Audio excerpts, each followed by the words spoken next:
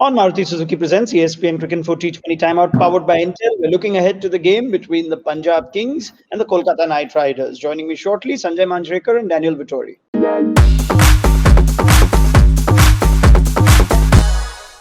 We call it people technology. インテル入ってる。 Right, gentlemen, match 21 is also the first game in Ahmedabad for this year's IPL. So we'll start with that point. What should teams do at the Narendra Modi Stadium? Should they chase? Sanjay, as we bring up the numbers from that recent India-England series that we did see, the team, the captain winning the toss, chose to field on all 5 occasions, but the team that chased won 3 out of those 5. Your thoughts?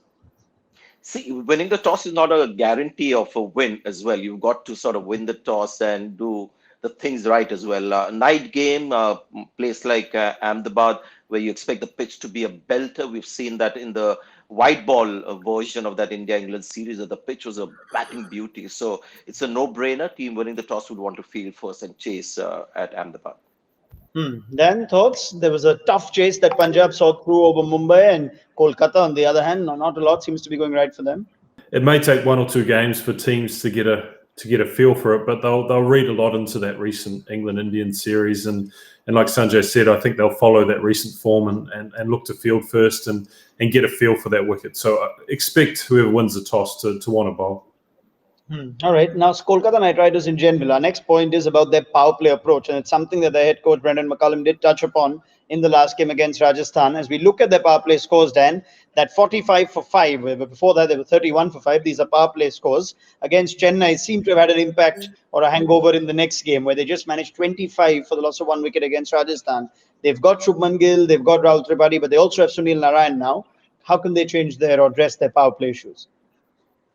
Well, I think with someone like Brendan in charge and his knowledge of a power play and how to go about it, then that's something that he'll probably try and stamp his authority on in these next few games. And who better than him for how to be positive during a power play? And they just haven't got their assessment right. It looks like they're either reckless or they're tentative. And whenever teams are in that mode, it never leads to a good result. So I think there'll be a lot of conversations around Shubman Gill in particular about him trying to be positive and to stay still and hit the ball. And I think when he does that, then he can dominate those first 6 overs. And if they do that, then that lays the platform for that middle order, which is so strong. It almost seems like Can you indulge me for a while? I just want to give you a slightly long answer on this, because this is something that I feel strongly about. You had Nitish Rana and Shubman Gill playing in the first 6 overs, and clearly 2 young guys who wanted to get some runs under their belt. And they were trying hard not to get out and come back into form. And then you lose track of the number of balls that you've consumed. I mean, 25 runs in 6 overs. That way you're sealing the fate of your team of winning that game. And that's exactly what happened. KKR could not recover from that. So that's the thing that young batsmen tend to do. It's only human. But I don't understand how it's allowed by team management. Why can't there be messages going through saying enough is enough? Now somebody needs to go after the bowling. And the first 6 overs in places like Chennai are the overs that you want to score off. Mumbai Indians made the same mistake with Quinton de Kock and Ishan Kishan, struggling with runs, and they scored 21 of 6 overs. So I'm just amazed that that is allowed to happen when it actually has such a huge bearing on the eventual result of the game. So maybe Daniel could tell me whether I'm living in a bubble, and I wonder whether these things can happen, that you see these batsmen playing in that fashion, you can see why they're doing it, but nothing is perhaps done to sort of stem it.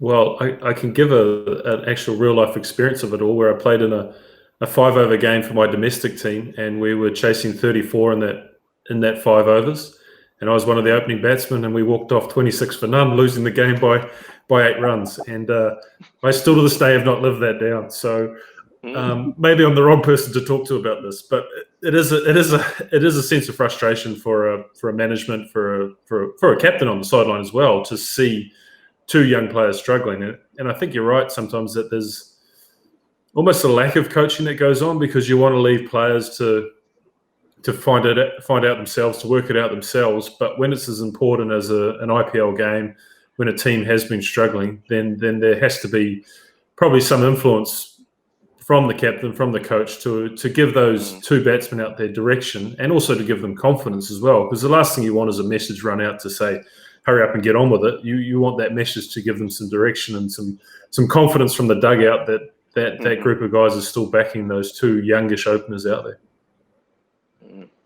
All right. Well, let's go to our next point of conversation. It's about the Punjab Kings. They won their last game against the Mumbai Indians. But we've been saying this for a couple of games now, Dan, that they could still do with one more specialist bowler. Now, were Henriques and Fabian Allen trusted on just because it was Chepauk? Do you fancy seeing either Richardson or Meredith back in this one? Well, they did the classic move of trying to sneak in a few overs from Moses Henriques early on, and it obviously worked. And I think it worked because of the nature of the wicket allowed him to get into the game. So that did happen. If Ahmedabad is the wicket that we expected, is at some stage Punjab Kings are going to get a bit found out by that lack of bowling, and that's where whoever it is that comes in, they need one of those fast bowlers, and they probably don't need the two all-rounders on these good wickets. So on one of Henriques or Allen, will possibly move out of the side to allow for that fast bowler to come in. It may even be Chris Jordan to give them a little bit more balance with the batting as well. Yeah, it could be Chris Jordan, who played at Ahmedabad for England in that India-England series. Sanjay, would you go that way? See, the last game, it was interesting to see Moises Henriques and Huda bowl in the first 6 overs. They bowled 5 of the first 6 overs against Mumbai Indians and got away with it. That had entirely to do with the kind of pitch that they were bowling on. The other thing that they've done, Punjab Kings, is they've played both Riley Meredith and Jai Richardson together.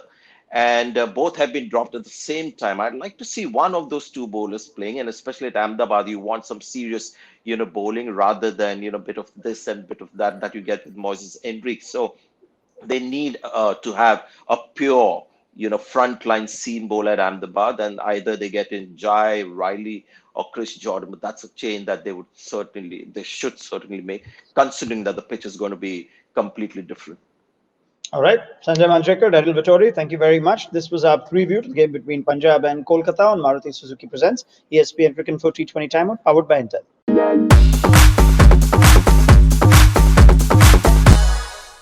We call it people technology. インテル入ってる